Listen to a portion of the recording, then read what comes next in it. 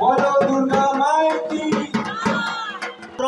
জনয়ন্ত দেবা সোয়া বলো দুর্গা মায়ের কি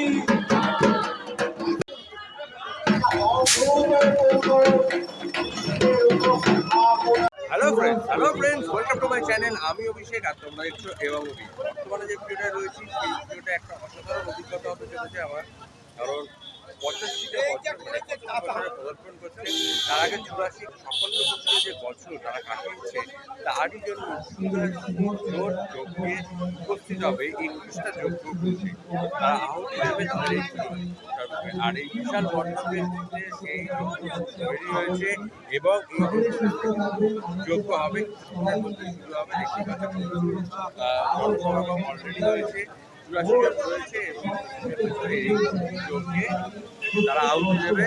চলো সেই আগে এই প্রোগ্রামটা দেখে নিই, যেটা একটা অসাধারণ অভিজ্ঞতা। আগে কোনোদিন দেখিনি, তো তোমাদেরকেও সেই সাক্ষী করা করতে হবে। একসাথে 84 জন এই মানে যজ্ঞকুণ্ডে তারা যজ্ঞ স্থাপনা করে। দেখছি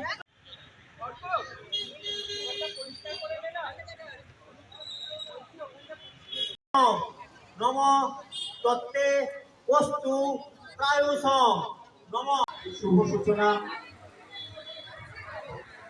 পুজোর মধ্য দিয়ে একটি বিরল দৃশ্যের সাক্ষী আমরা আর কিছুক্ষণের মধ্যেই থাকবো। সকল 85তম বর্ষে এক অসাধারণ অভিজ্ঞতার সম্মুখীন হচ্ছি আমরা।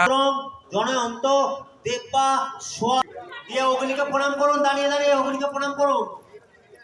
নম তম অগ্নে সর্বভূতা নামন্ত চরসি পাবক ভগবান।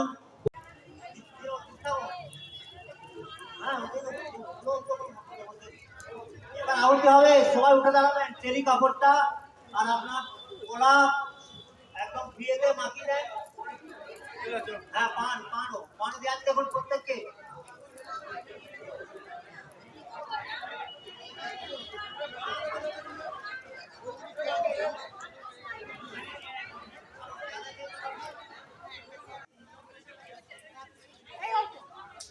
নম আস্তে করে বলুন।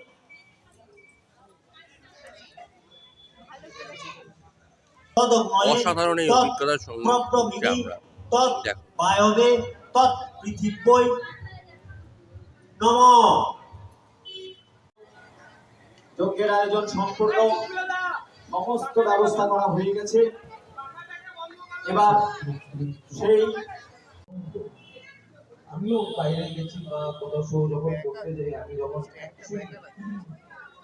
মানে যখন ফ্লাইটটা ওড়ে তখন যে নিচে যে কলকাতা সেই সঙ্গে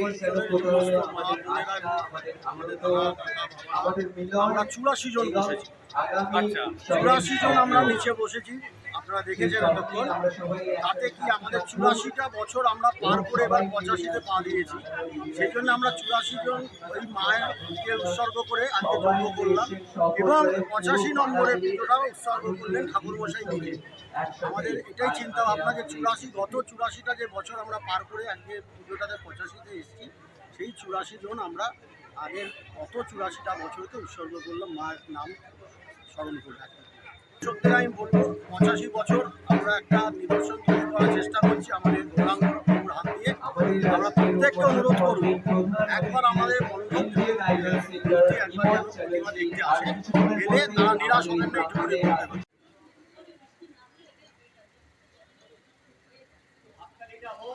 সবাই মিলে একসাথে সুন্দর মুহূর্তে একটু জোরে হাততালি হচ্ছে। এবং এই হাততালির মাধ্যমে আমরা বুঝে দিচ্ছি আমরা কতটা ভালোবাসি। হাততালির আওয়াজ যেন সর্বরাসরি আমরা সবাই মিলে আনন্দের সাথে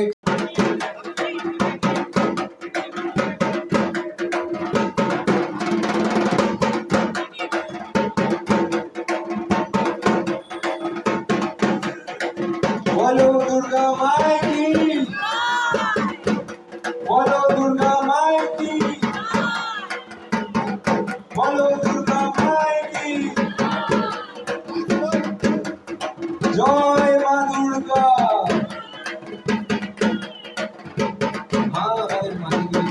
আপনারা একজন একজন করে আসুন। আমরা বরণ করে নেব। আমি ডেকে নিচ্ছি আমাদের এই 85তম বর্ষে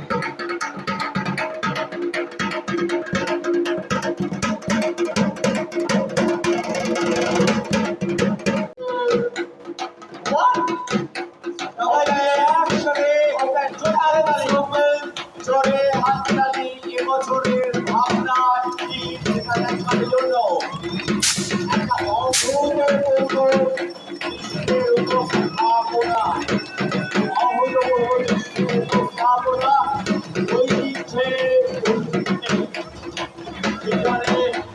গৌরাঙ্গ দাস আমাদের সকলের সামনে উন্মোচিত হলো 85তম দুর্গোৎসবের যে ভাবনা, শিল্পী গৌরাঙ্গ দাস এই ভাবনার রূপদান করবেন ঐতিহ্যের উন্নয়নে বেলেঘাটা সুরাজপুর ক্লাবে 85তম দুর্গোৎসবে এবছরের ভাবনা ঐতিহ্যে উন্নয়ন। কিন্তু জোরে হাততালি হোক, হাততালিটা হোক, হাততালিটা হোক, একেবারে ছাদ ফাটানো হাততালি, একেবারে চারিদিকে। বর্তমানে আমার সামনে রয়েছে শিল্পী গৌরাঙ্গ দাস। দাদাকে আমার চ্যানেল এবং তরফ থেকে অসংখ্য শুভেচ্ছা বার্তা। নতুন আরেকটা club, Suraj sporting club, Beleghata অঞ্চল। তো তোমার নতুন নতুন জায়গায় নতুন নতুন ডেস্টিনেশন খুলছে, আর এবছর বেলেঘাটায় মানুষের আর কলকাতা মানুষের কী চমক দেখাচ্ছে? এদের পুজোটা 85 বছরের পুজো, কিন্তু ওনাদের খুব ইচ্ছা ছিল যে 85 বছর একটা 100 বছরের ফিল দেওয়ার জন্য। মানে ওনাদের যে মেম্বাররা আছে সবাই একটু সিনিয়র, তো ওনাদের ইচ্ছা ছিল যে 85 বছরটা আমার একটা স্মরণীয় কিছু করার জন্য। তো সেটারই একটা চেষ্টা চলছে, যাতে একটা বেলেঘাটা চত্বরে একটা ভালো অন্যরকম পুজো করা যায়, যাতে সাধারণ মানুষ দেখতে তো আসে, ধরো সুরজ স্পোর্টিংয়ের পুজো আরও বেশিভাবে আসুক, সেই হিসাবে একটা কাজের উপস্থাপন করা হয়েছে। আর এই ঐতিহ্যের উন্মেষ সম্বন্ধে কিছু জানতে?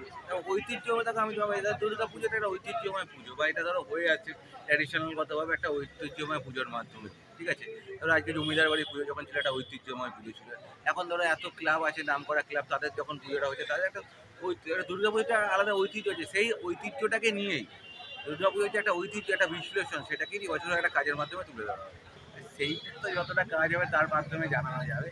তবে কাজটার মধ্যে একটা মানে উৎসব ফিল আছে, কেন যে একটা মানে দুর্গা পুজোটা অ্যাকচুয়ালি উৎসব। এখন অনেকে আর্ট লেখে, সব কিছুই লিখছে, কিন্তু আমার কাছে একটা দুর্গা পুজো মানে একটা উৎসব, যে আজকে এত লোক এসছে, এত মানুষ পাড়ার লোক, এত ইনভলভ, তাদের একটা পুজোটা করার ইচ্ছে যে একটা উৎসবের জন্য, সেই উৎসব মুখের একটা পরিবেশ তৈরি করে।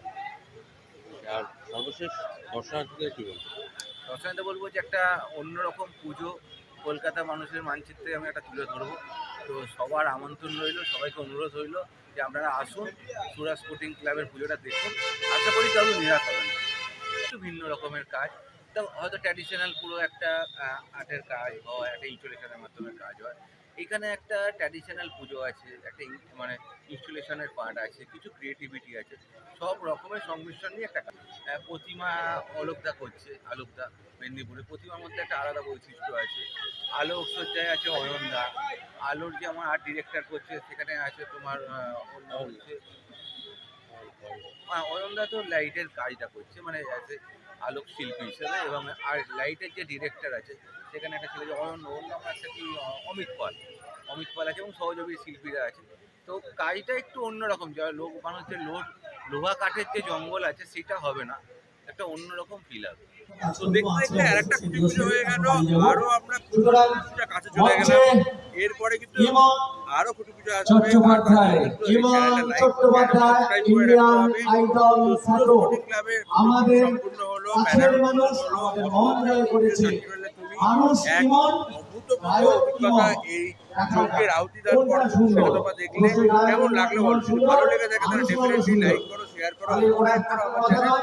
আর এখানে আসবে বেলেঘাটা অঞ্চল, বেলেঘাটা অঞ্চল থেকে আজকের এই সন্ধ্যা ঘাটা পথ, আর গাড়িতে তো কোনো ব্যাপার নেই। তো সুরজ স্পোর্টিং ক্লাবে দেখতে পাচ্ছি বেলেঘাটা অঞ্চলের সেরা পুজোর মধ্যে একটা পুজো হচ্ছে এই বেলেঘাটা ক্লাব।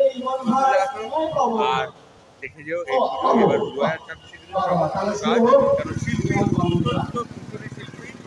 শিল্পী গৌরাঙ্গ দাসের হাত ধরে এবছরের কিন্তু এই মণ্ডপ রূপদান পাবে। চলো এই বলেই টাটা হচ্ছি, আবার দেখা হচ্ছে আমার নেক্সট ব্লগে। টাটা।